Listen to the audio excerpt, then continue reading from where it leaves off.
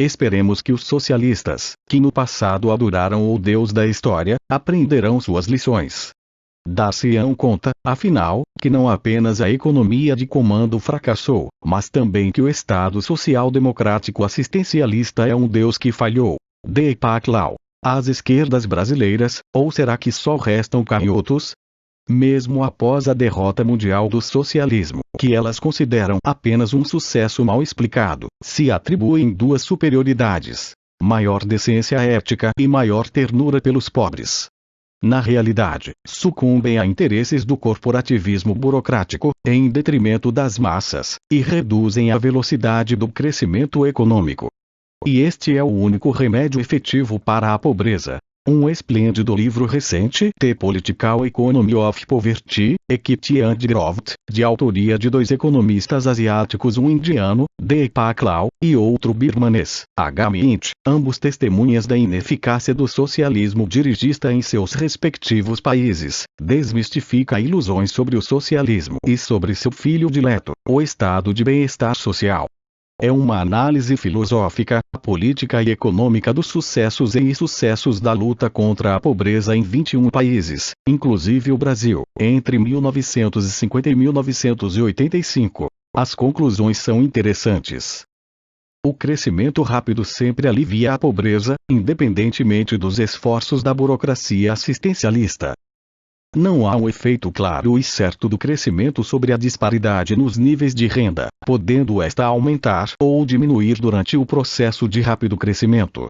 Mas a experiência dos tigres asiáticos desmente o fatalismo da chamada lei de Kuznets, segundo a qual a distribuição de renda pioraria inicialmente no desenvolvimento capitalista, para só melhorar depois. O instrumento mais eficaz para a correção da pobreza absoluta não é o Estado interventor, fantasiado de engenheiro social benevolente, e sim o Estado liberal, ou seja, o Estado jardineiro.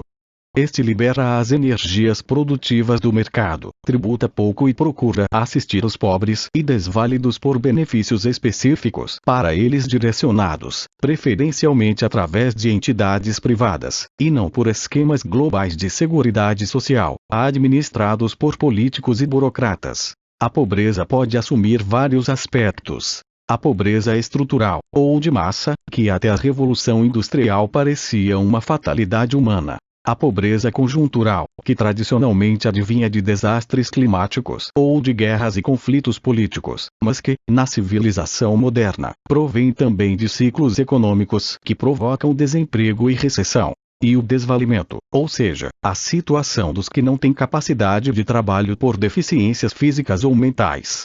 No tocante à questão global da pobreza, há um conflito histórico entre duas visões do mundo que se apresentam em várias formas e graus. O liberalismo e o dirigismo. Os liberais insistem em separar duas questões que são habitualmente confundidas no debate corrente: a cura da pobreza e o igualitarismo. A extinção da pobreza absoluta é realizável e deve ser um objetivo social. O igualitarismo é utópico, e todas as tentativas de alcançá-lo geraram ineficiência ou despotismo. Os liberais certamente lutarão pelo alívio da pobreza, mas rejeitam o igualitarismo socialista. Em outras palavras, consideram a equidade desejável e a igualdade impossível. São várias as razões por que é fútil pretender-se, através do intervencionismo governamental, alcançar uma distribuição igualitária das rendas. 1. Deus não é socialista e distribuiu com profunda injustiça os dotes de inteligência, criatividade e diligência.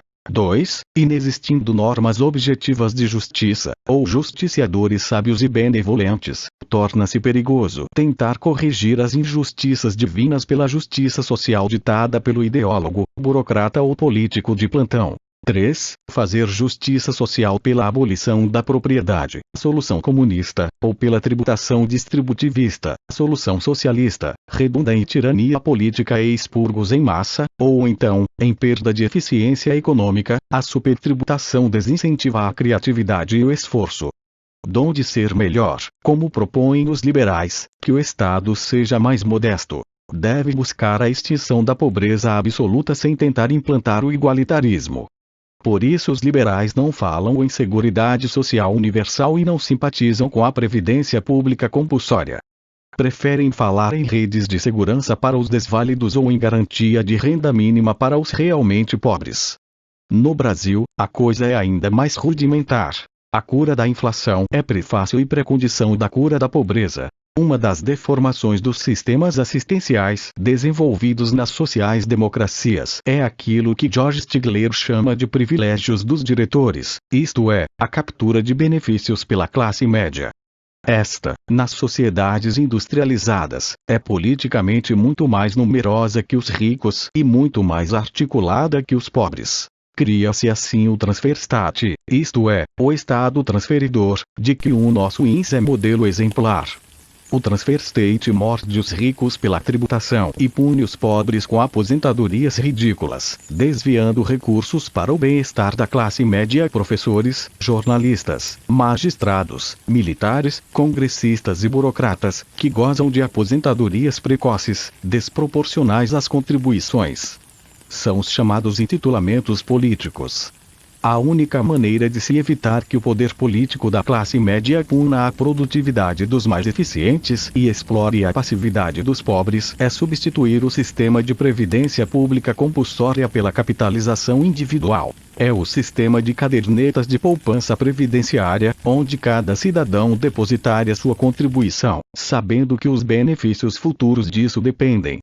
É o sistema chileno, no qual a contribuição compulsória, anteriormente paga ao governo, é aplicada em fundos de pensão privada, não havendo assim transferências imerecidas de renda. O governo não intervém para redistribuir rendas, limitando-se a fiscalizar o sistema e a complementar a renda daqueles que, ao fim de sua vida laboral, não recebam um mínimo vital para sua sobrevivência.